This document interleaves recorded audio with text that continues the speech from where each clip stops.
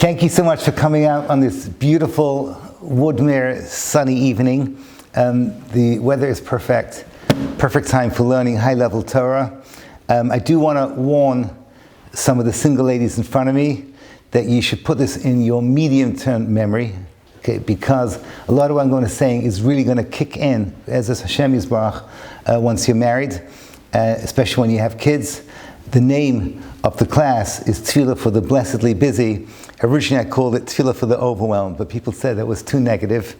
Yeah, can I tell you? So, but I think the actual in Rigshei Lev, where I basically summarized this class over here, this is a little bit of free advertising, in Rigshei Lev, at the very end, where I took about 10 minutes with Hashem, I called it, it's a letter that I write to an overwhelmed woman that's complaining that her davening has gone down. I have given this class that I'm about to give you literally all over the world. It's got to be by now in 40 different cities. It's just something that every time I give it, I get like letters or comments from people how it literally changed their lives. I'm talking about people who are burnt out from tefillah, people who in seminary love davening. They found time for davening, they would daven at their leisure, they felt close to Kodesh Baruch Hu, and then boom, they hit life, which can actually happen already when you start working or when you have college finals. Everyone's overwhelmed, and the purpose of this year, as you will see, is to help those people out, which is most of women, most of the time. So let me frame this whole thing. The first part of the class is going to be to frame the solution I'm going to give, to try and give the emek of why it's so important to take this class literally. I also want to point out that not everyone agrees with what I'm doing. I gave this class actually in Baltimore, I might as well tell you, and a Rebbitzin got up in the end and says, Rebbe Nissel is very beautiful, but this is not the mahalach. We don't do things like what he said. But I want you to know, I spoke it over with Gedolim, with people much bigger than me. It's not just Menachem Nissel's fantasy. I spoke it over with Gedolim, Reb David Cohen, and others, and they all told me the same thing. Spread this message to all the ladies. They need to hear it. It's going to help them. It is a wonderful thing that you're doing. So are we sitting comfortably? Yes. Then we shall begin. So you all know that Hashem blessed me as being a tefillah teacher. I say it's a blessing. It has helped my davening to no end, and I consider it a zchus for myself and my family that was zocheh to help so many women in the world of davening. It began by chance. Okay, it began by chance that I started off as a teacher in a school called Shafman, so my wife still works and I still work. Rabbi Shafman desperately needed a tefillah teacher. I took it over. I immersed myself in studying tefillah specifically for women. And as I was studying, questions started to come up. Wise ladies like yourselves would ask me halachic questions. And I began what I love to do, stalking Gedolim. And I went around to all the Gedolim that I could find, and I would ask them all these crazy questions. I'm going to give you some examples in a moment. And I noticed that Gedolim basically divide themselves into two categories. Category number one, when I say I want to talk to you about tefillah and women, category number one, go women,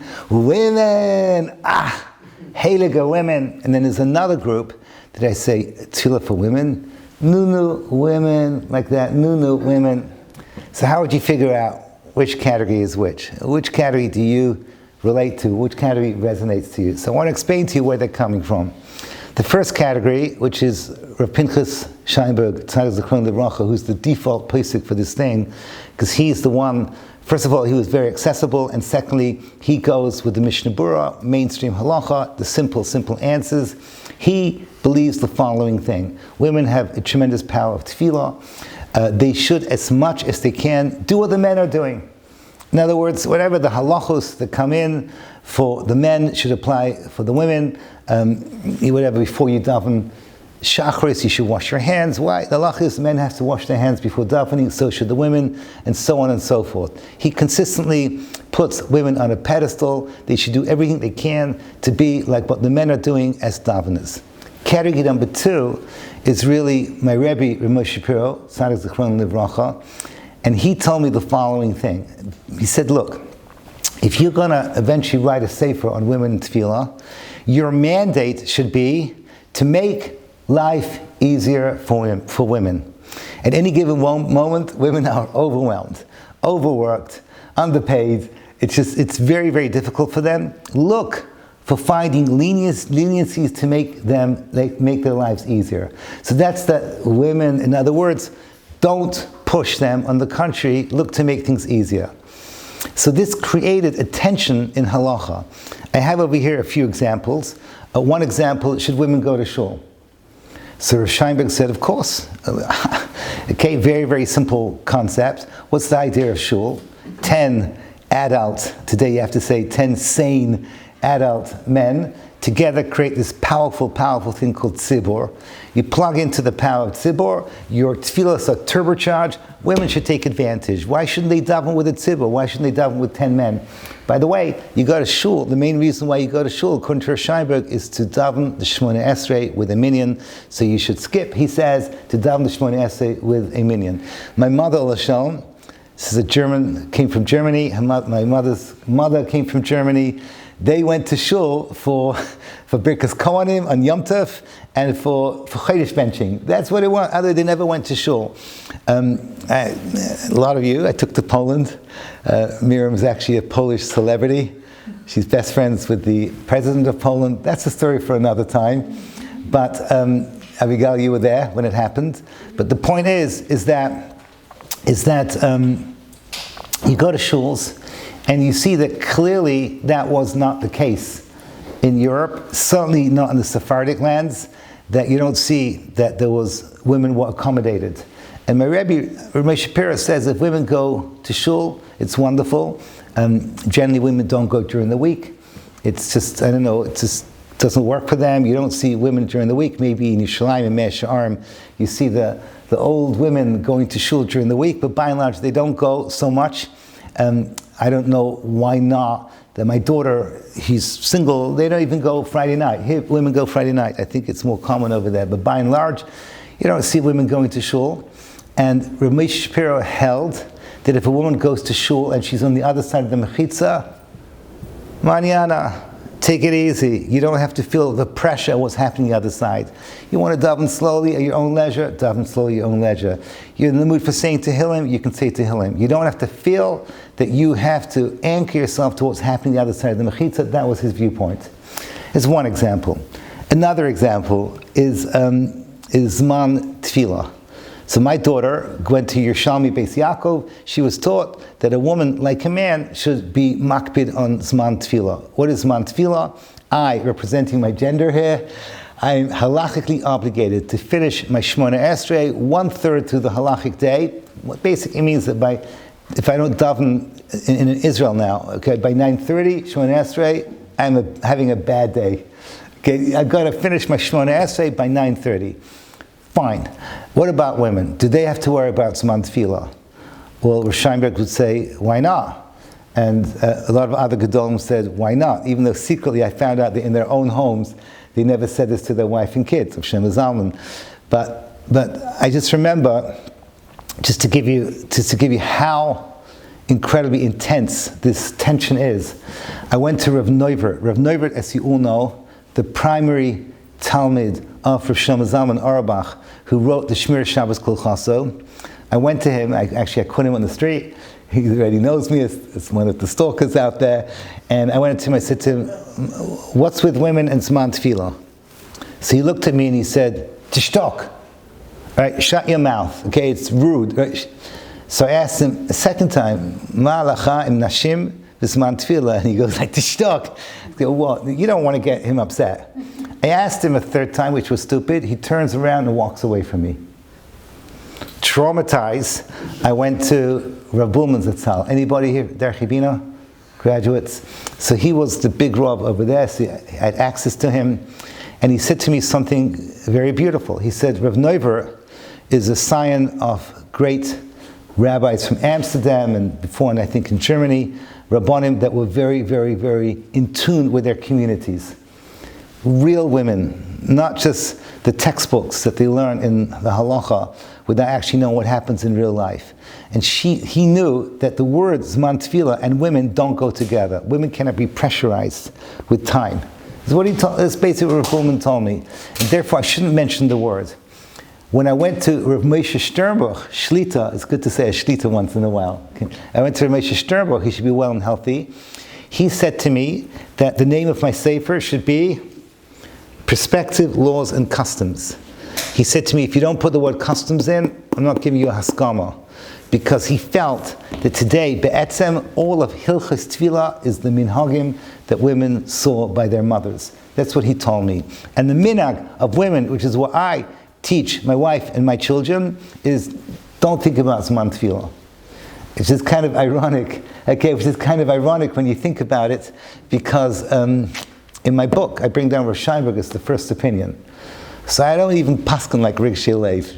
How confusing is that? But that's it. Okay, so the bottom line is that women have, once again, you see this halachic tension between the two sides.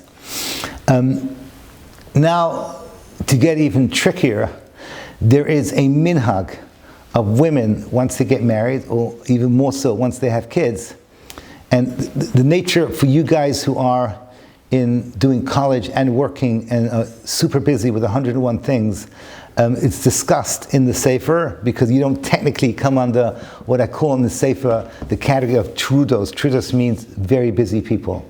So, but it does apply to you. You need to read how I frame it in the sefer. But the minhag of women over the centuries, Sephardi and Ashkenazi, is that women don't daven. Fact. Okay, women don't daven. Why? Rav Moshe Feinstein writes, because women paskin for themselves, like the Rambam with the Mem, Maimonides, instead of the Ramban, Nachmanides, who holds that tefillah is d'Rabbanan with a nun. The Rambam says that the Torah says you have to daven every day, Shevach, Bakasha, Hodah. Shevach, praise, Bakasha, request, Hodah is a thank you, but you don't have to follow a formula. You can say anything you want. So you can say, we have a new mom over here, okay? You can say, dear God, okay, let me make it through the day. First of all, you start a Sheva, dear God. So you think you're awesome. Please make sure I make it through the day without strangling one of my kids. And then, like Hashem, you're just the best. At that point then, you have fulfilled your Torah commandment of tefillah according to the Rambam. That's the minhag of women. That's what women do. Beautiful. So that's the Rambam. But at least you have to say something.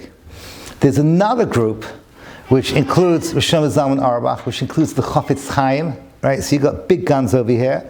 They all hold the following. Rishon Zalman, Rabbi Yaakov Kamenetsky says the same thing, that women have an exemption, and this is where single women a little bit should take note. Ha'isik b'mitzvah, pater min ha'mitzvah. If you're busy with one mitzvah, you're exempt from another. And the minhag of women is to say that building a Jewish home is a huge umbrella of being oisik b'mitzvah. So the moment you wake up, so the moment you go to sleep, if you're running a Jewish home, you're constantly involved in that powerful mitzvah called home building. And therefore you're exempt from tefillah. That's what they hold. The third category, I'm almost embarrassed to say this in front of esteemed ladies, is the Chazon Ish, and Moshe Sternbuch brings down the Chazon Ish. It seems to be that he holds this as well.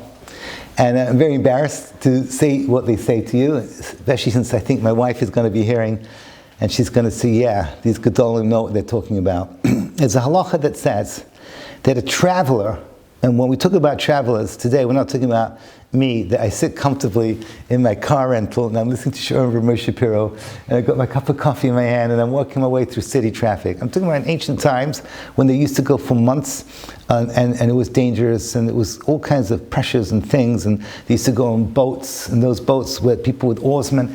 It was incredibly, incredibly exhausting and frightening. When they would get back home, they had a halakhic exemption for 3 days.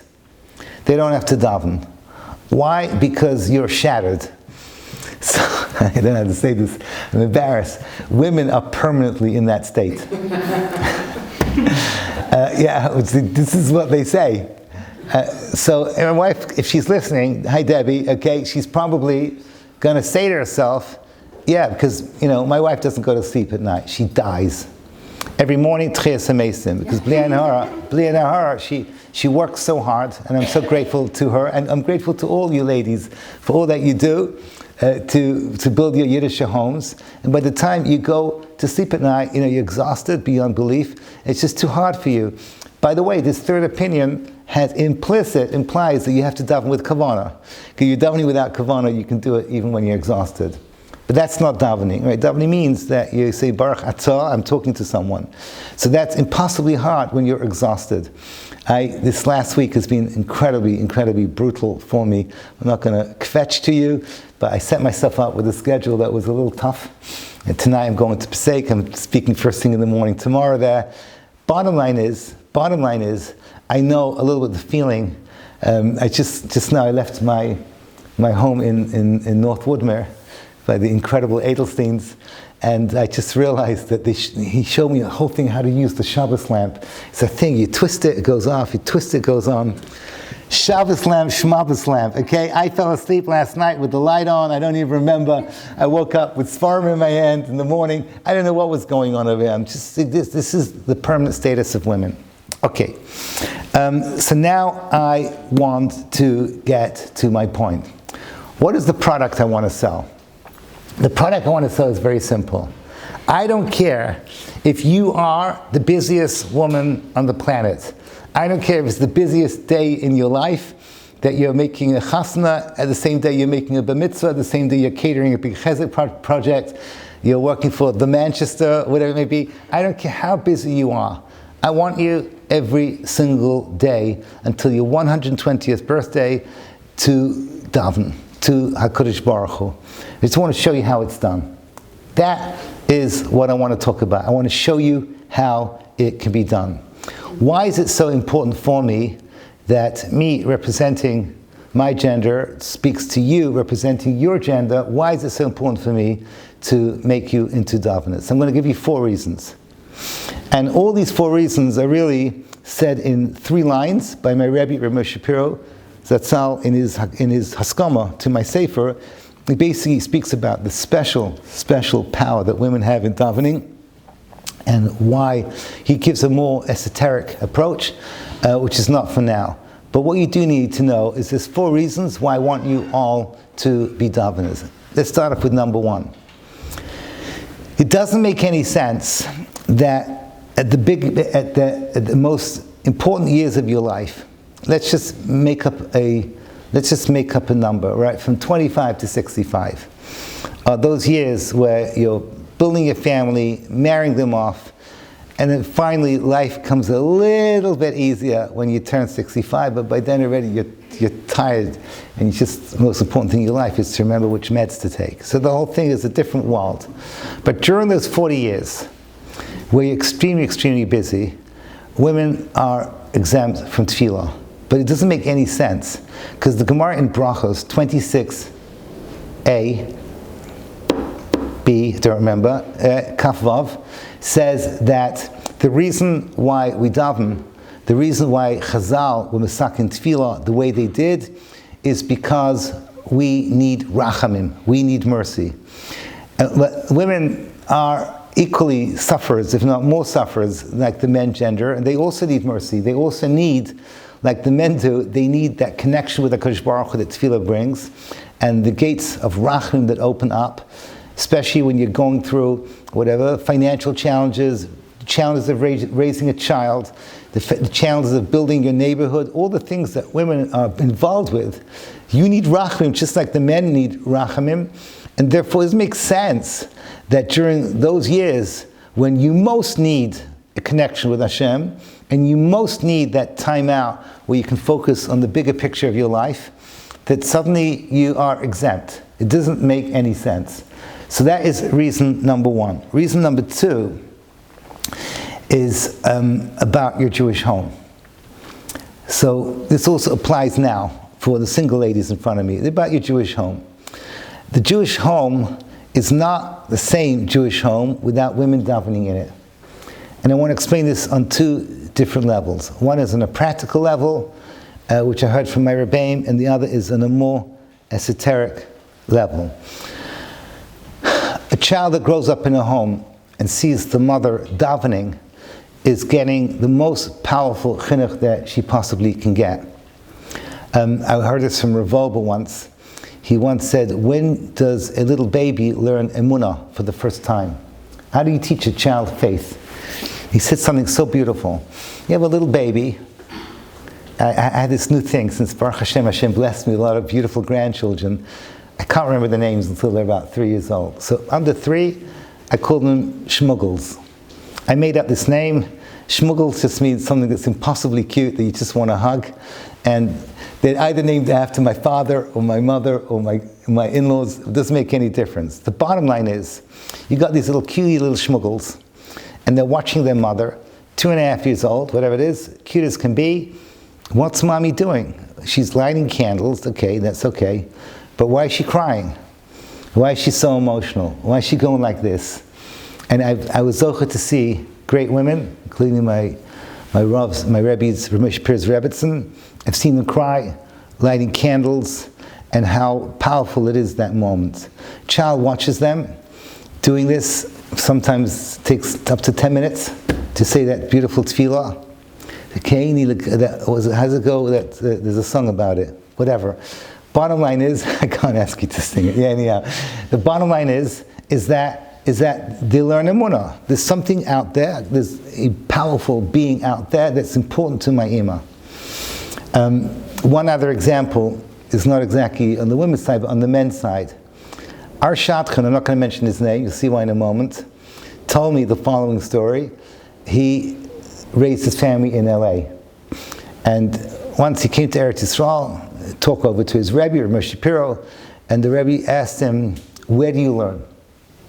So he says, I learn every night in yeshiva. It's very nice. That's what I do. Okay, when the guy goes to yeshiva to learn. He says, no, you have to learn at home. He says, why? I learn better in yeshiva. He says, today, there's no guarantee that your kids grow up from. You're raising your kids in LA. And I don't think he meant specifically it's an LA problem.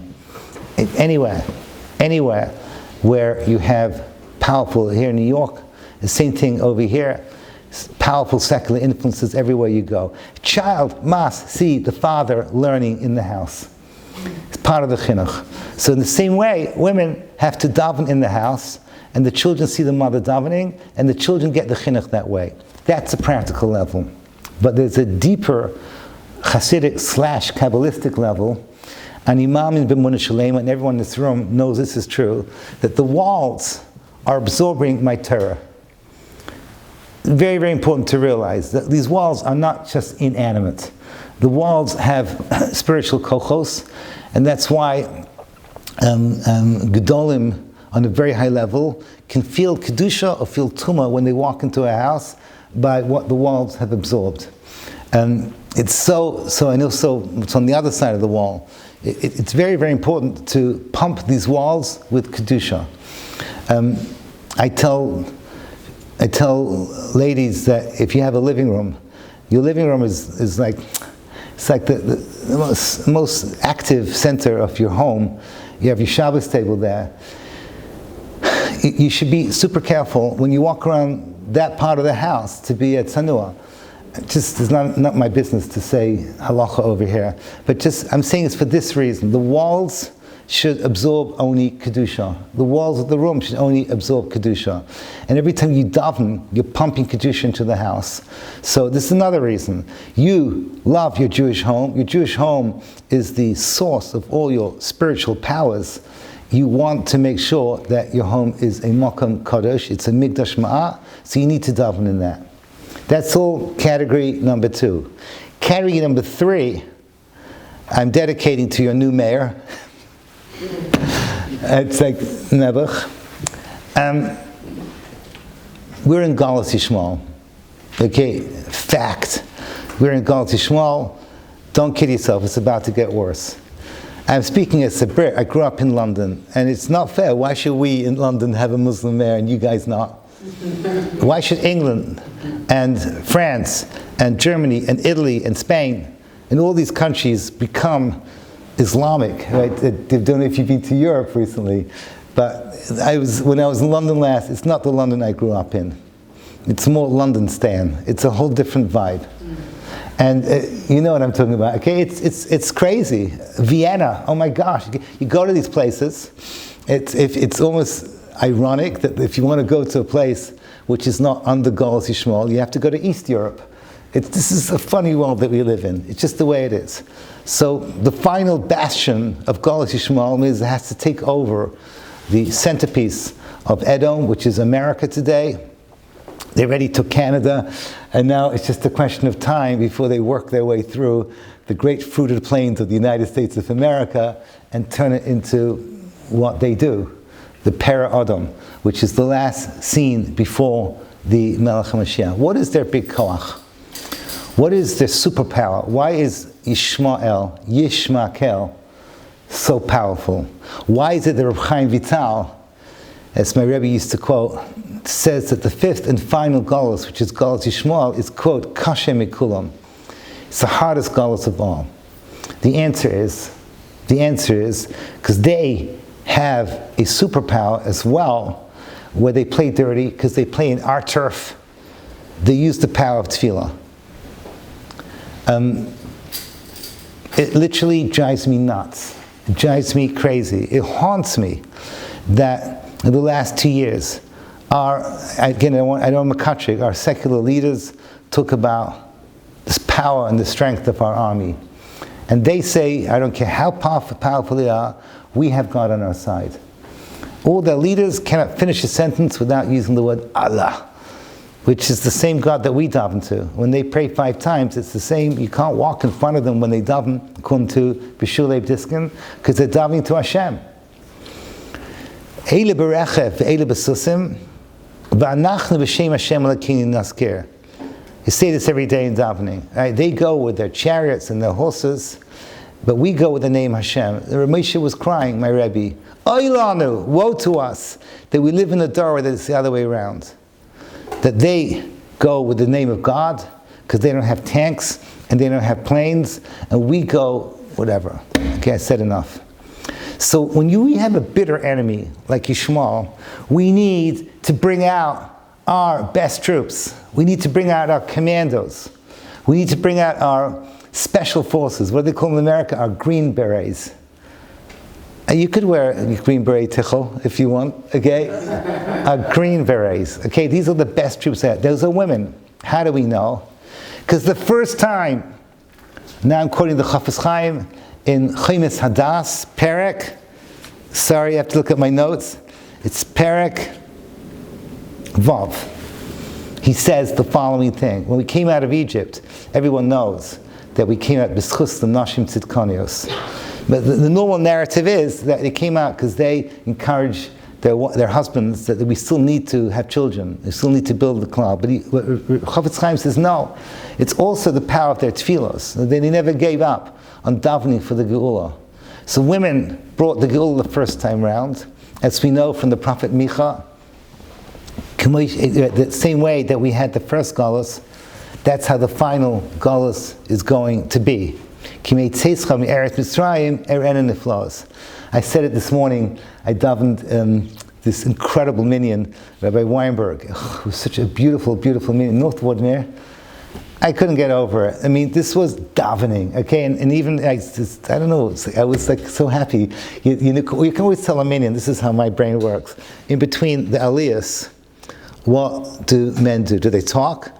Not this crowd. They're all like opening up their dafayomis. They're all opening up their Elimelech Biedermans. You know, this is incredible. It was so beautiful. What's my point? My point is that this morning I davened Nusach Sfard, and in Musaf I said, Hein ga'alti eschem achris kareishis. The last Geulah will be like the first Geulah. The first Geulah is the women and the power that they had in bringing the Geulah. That's how the last Geulah is going to have. So to quote from the great Miami Boys Choir, we need you, we need your tefillos, each and every one to bring the Geulah. Okay, that was enough torture. I'm sorry, I'll stop right there. The fourth and final point that I want to make is, in my opinion, the one that will resonate with you the most. And once again, I'm a little embarrassed to say this, but I'm going to do it anyhow. This is the way I work. I want you to picture the following scene. Imagine that I'm Menachem Nissel, God forbid, unemployed, desperate for parnasa, and working my way through the classified, and I see over there little ad that says, work is needed. Job description. You're spending your day cutting up meat, cleaning the floors, and taking out garbage. The pay is next to nothing. You're being paid not in cash, in food. So what do you say? You take the job?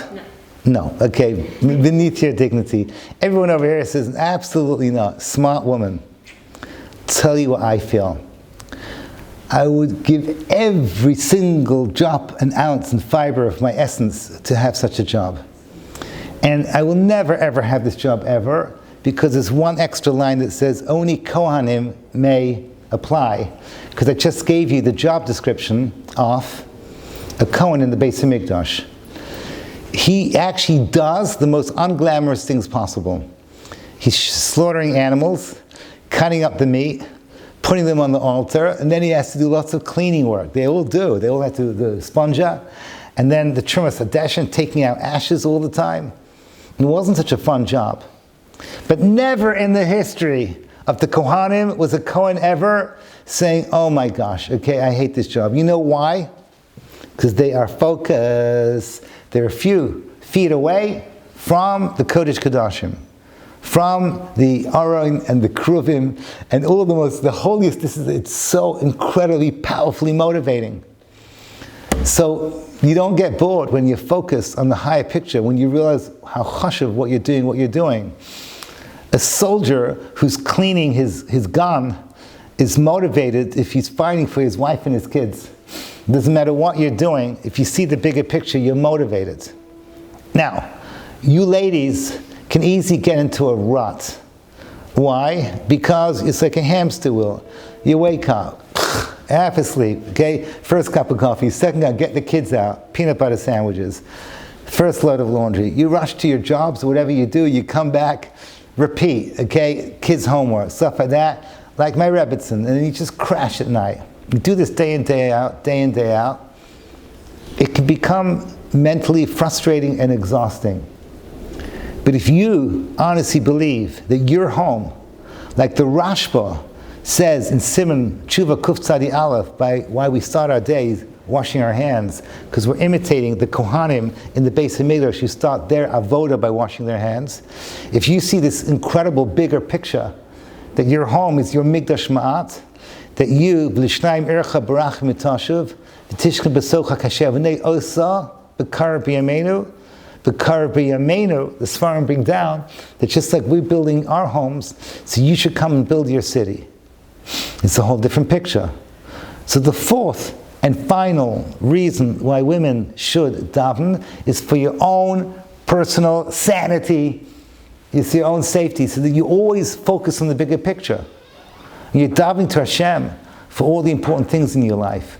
And it should always begin with your personal stuff, your health, your shalom bayis, your children, your community, all the things that matter to you. So suddenly, when you bring Hashem into your home through tefillah, it's a whole different picture. So let me summarize what I've said so far, and then I can start the class. Don't worry, it's not so long. Okay, can I tell you? Let me summarize what I've said so far. Uno, dos, tres, cuatro, whatever it is. Number one, women should daven because women need rachamim. Women should daven because women need that connection with the Kodesh Baruch Hu. Women should daven so they can take 3 steps and connect to something higher every day and feel Hashem's warmth. Number two, Yiddish home. Your home needs tefillah for 2 reasons. Number one, the children should see you daven. And number two, the walls should absorb the kedusha of your tefillos. Number 3, we are living in an era of extreme, extreme danger. The whole world is literally, halachically it's forbidden to walk under a wall that's about to crash. The whole world is that wall today. There's no place that's free. Don't think that there's any corner of the world when someone is not going to want to hurt you, or it's just, emotionally hurt you by screaming. We had this over here, Exhibit A. Just those of you who don't know, I'm not going to say your name, because I know whatever it is, you still need a shidduch. But I can just tell you, she got spat on by Shagets, with the kafir, the whole works. He thought he was the coolest thing ever. the narrative was flipped within 24 hours because she became the biggest celebrity, the president of whatever it is, whoever he was, the unpronounceable name, Mr. Kolarski. He brought us into the presidential palace.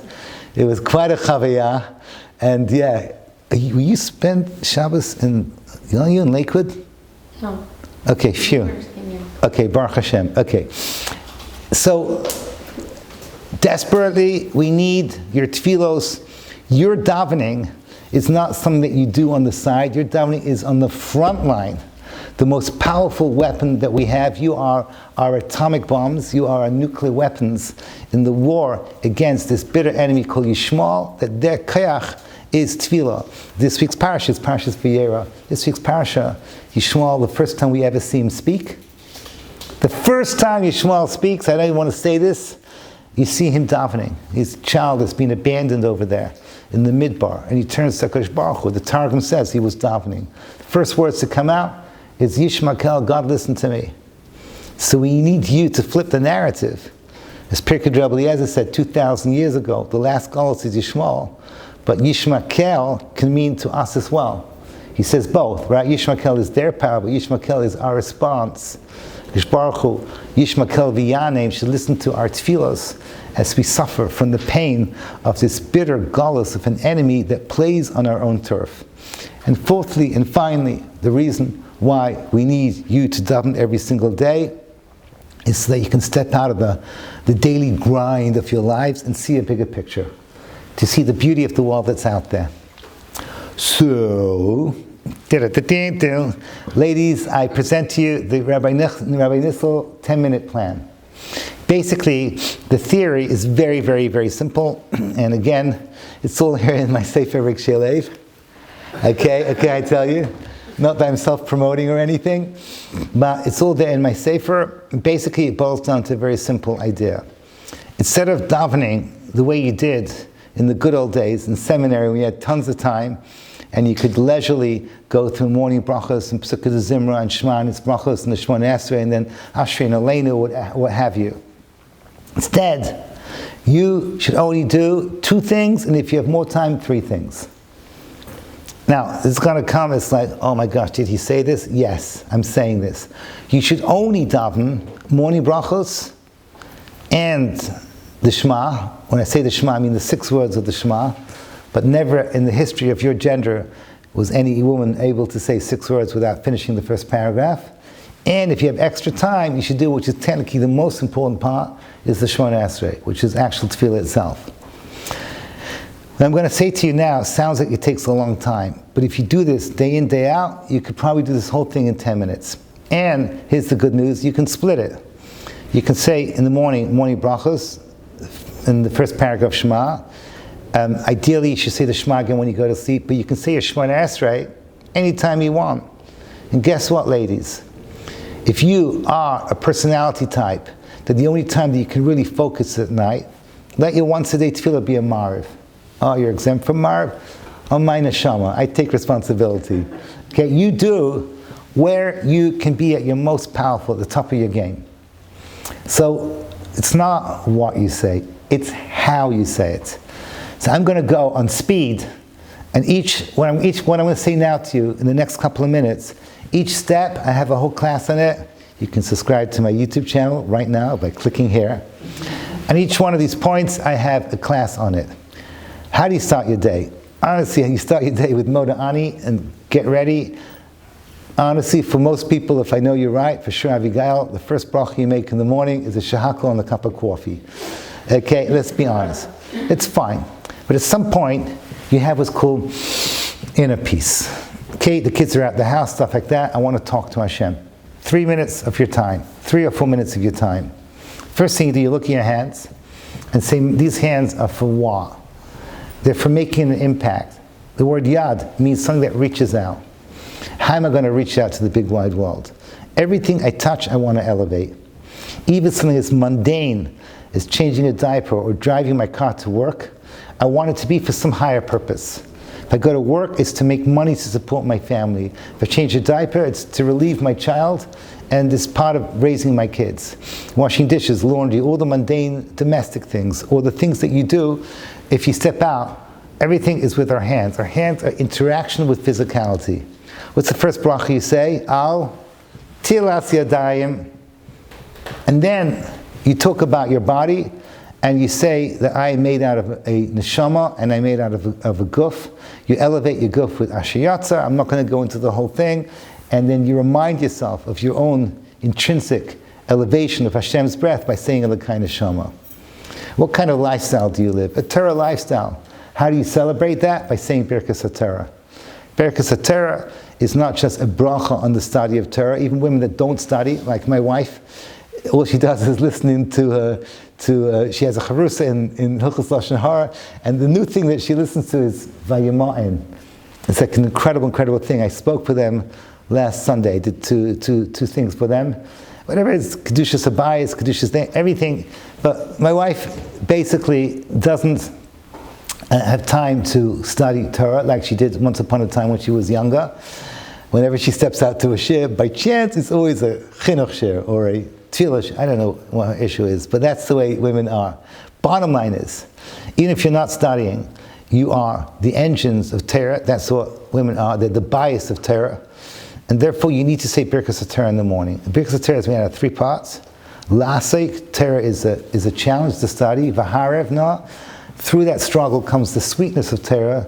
And then, Asher B'chabanu, it is elevating you. It is what makes your life superior to the woman next door. So the woman next door, a non-Jewish woman, it looks like she's doing very similar things to you. She's also raising kids. She's also paying taxes. She's also going to work. But no, you are Sheba Chabanim Mikam Nasnatza is Torah. So we live an elevated life because of Torah. 15 morning brachos. What's the purpose of those 15 morning brachos? Answer is, you start your day by noticing the little things in your life that you tend to overlook. It's human nature. How often do you notice the fact that you have, let's take easy examples, you have eyes, right? That you have shoes, that you can sit up, that you can stand up, that you have posture, you have balance. Unfortunately, human nature is, you only appreciate these things when things go wrong. And God forbid, I just mentioned the other day, I was talking about the evil of the Iran wall, which people in Israel, I don't think fully appreciated what we went through in Israel. The idea of one missile took down one block in Israel. It was a crazy story that one family, they ran out in the middle of the night without shoes. And the whole house was destroyed. Can you imagine that you suddenly realize you have no shoes. But no, you don't have no shoes. It's not like, oh my gosh, got no shoes for the wedding tonight. No. They had no shoes. And every morning you get to say the bracha. You say, Sh'asali kaltsarki. We did this we spoke about this in Poland by the shoes, right? Sh'asali kaltsarki. I have access. The shoes give me access. Idea is, you start off your day noticing the little things in your life that you tend to take for granted. Personal favor, okay, who gives the tired energy and strength. Thank you, Hashem, that He gives me the strength to be able to do what I do on minimal sleep. Thank you. But all these things you notice. If you start your day noticing little things, your day is different. So you look around and you suddenly say, oh my gosh, thank you for Torah anytime. Thank you for technology. Thank you for people that volunteer to help you. Well, people make choices, but Kadosh Baruch Hu empowers them to make those choices. We always forget that. Everyone complains and says it's God's fault because somebody was bad to me. You never say it's God's fault when somebody's good to me, and thank you, Hashem. We should. You start off the day, you notice all the little things in your life that add quality to your life. So you can't just thank Kadosh Baruch Hu for this piece of paper without thanking Kadosh Baruch Hu for the plastic that covers the piece of paper, for the ability to have a blue pen and a red pen. I'm reading my notes over here, right? All these things are little things in your life you tend to take for granted. The big benefit of noticing Hashem in your life from morning to night is when things go wrong, your instincts is that Hashem is not the problem. There's got to be a real reason for it. This is a great investment into the difficult challenges of our lives when we start the day with morning brachos. How long should this take you? A couple of minutes. That's all. Okay? Let's keep going. Shema. Okay, you finish the last bracha, Hamar V'Shena, thank you for a new day, and you say the Shema. What is the Shema? Is Shema a tefillah? Is Shema a prayer? Is Shema a tefillah? What do you say? It's not a tefillah. It is a declaration of faith. Shema is a different mitzvah from tefillah. Shema is a declaration that my life stands for something. Every woman should remind themselves daily, twice daily, in the morning when the sun is rising and they have clarity, and at night when it's dark and the world is symbolically filled with lack of clarity, that my life is there for a reason. Shema, I made a choice. Yisrael, I'm part of this incredible nation called Klal Yisrael. Hashem, I believe in a creator, Elokeinu. He runs the world, hidden, with the Jewish people at the center of his big plan, and gives us bechira to seek him and to bring light in the world of darkness. And Hashem Echad, the world is going somewhere. For those of you who are furiously taking notes, I will happily send you the full version. This is chapter 2 in the book called the Shema. It's called Emunah and the Shema, where I go and I show you how Ramesh Shapiro expects us to say the Shema, those 6 words, and including at the very end, you have this little cute little, where is it? This cute little chart, so that everything I just taught you can be seen on one simple page. Yes, you can photocopy it, and yes, you should put it into your siddur. I do have them as a little whatchamacalls. I have them as little cards, but I need someone to sponsor the reprints. Not that I'm hinting at anything. But here it is. It's on page 47. Okay, whatever it is. It's got the Shema. Yeah, I asked him to put it on one page. It did not work out exactly the way I wanted to. Yep, it is what it is. Now what? Shemona Esrei. I'm not going to go through the Shemona Esrei with you. I'm happy to start a group here in Woodmere if you want. I did this in Chicago, did in LA. I give 19 classes on the Shemona Esrei for women, if you want. But what I do need to know and state to you right now is before you take your 3 steps and after you take your 3 steps back at the end is the most important part of your davening. Before you take your 3 steps, say to yourself, I'm about to leave this world. I'm about to go onto a different dimension. So your 3 steps, I hope this works. Okay? Step number 1, I leave this world, the world of the angels. Step number 2, I leave the world of the angels into the world of the Kisei HaKavod.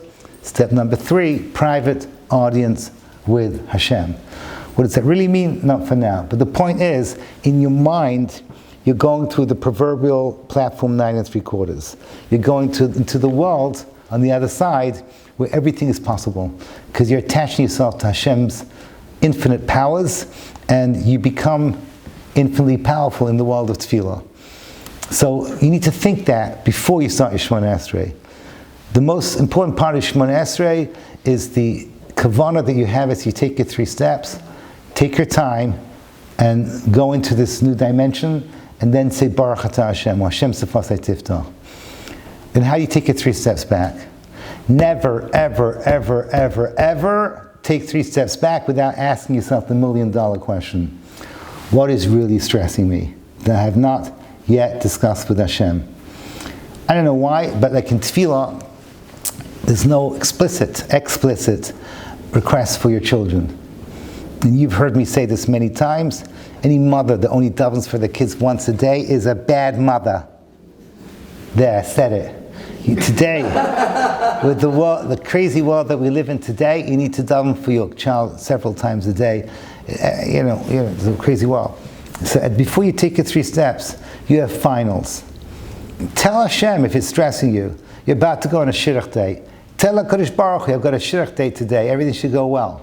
I should find shoes that match the outfit. Okay, whatever it is that's going on in your mind. So you tell HaKadosh Baruch Hu whatever is stressing you. You've got tension with somebody else in your life. You tell HaKadosh Baruch Hu at the end of Shemona Esrei. Let me summarize what I said and I want to conclude. Morning brachos, Shema, and Shemona Esrei. Morning brachos and Shema, you can do it in 3-4 minutes once you get used to it. Shemona Esrei, 6 to 7 minutes.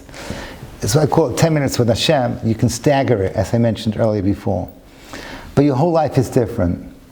Because what you've done is that every single day of your life, and a day is a unit, right? Each day is a unique gift. Jews look at each day as something that will never be, and will never be in the future and in the past. We don't do days of sometimes I don't feel like doing anything, right? That is not something that we do. Jews always have to pack their days. These small little tefillos will keep you focused. It'll unleash your tefillah powers. You feel close to Kodesh Baruch Hu. We as the male gender are grateful in the power of women davening, and you will suddenly see a bigger picture, and your home will be empowered through that. I want to finish off with something very, very important, and I promise you now, because Rachamim is giving me that oh, I have a life, Rabbi. Okay, can you go? Fine, okay. Here we go.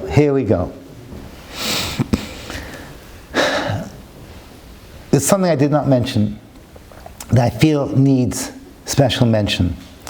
I just gave you a very, very, a formula of what you should do.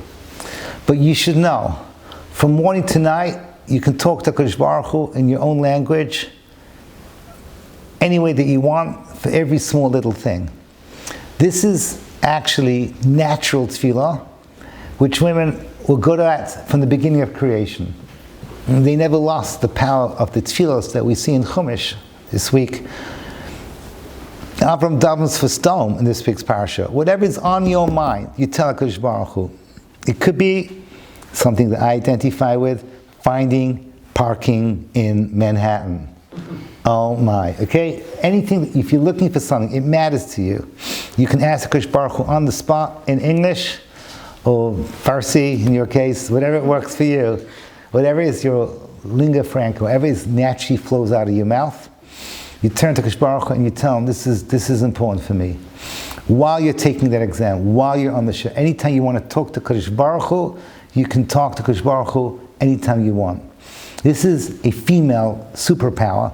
The men were obligated to say formal tefillah and to go to shul and all the other things that we have to do, because the men are not as good as you are in just having that free flow with HaKadosh Baruch Hu throughout the day.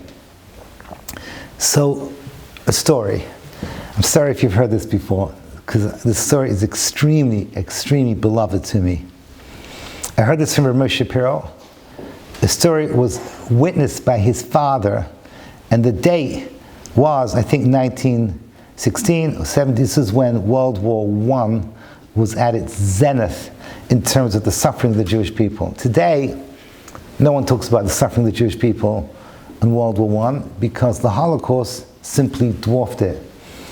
But World War I, tens of thousands of Yidden, literally people died from starvation. It was extremely, extremely difficult period for the Jews in East Europe. And there was one day when the Chafetz Chaim says, we need our stormtroopers. We need our green berets, our green techels. We need to get them out there. So he made a command. This is a Chafetz Chaim, the Geulah. Every main shul in every shtetl should be vacated by the men, and the women should do their thing. The women should do their thing.